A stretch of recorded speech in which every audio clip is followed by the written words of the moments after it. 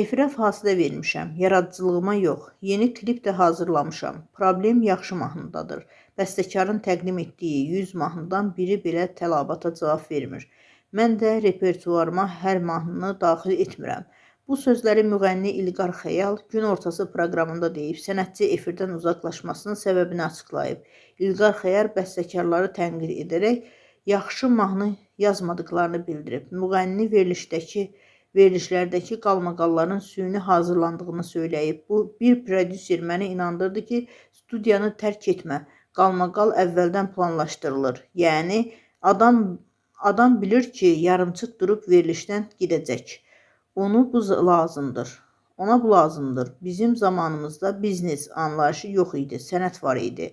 İnsanlar pul qazanmaq üçün yox, sənət vurğunu olduğu üçün bu aləmə gəlirdilər. Mahnını yazırlar ki, nəsə əldə etsinlər.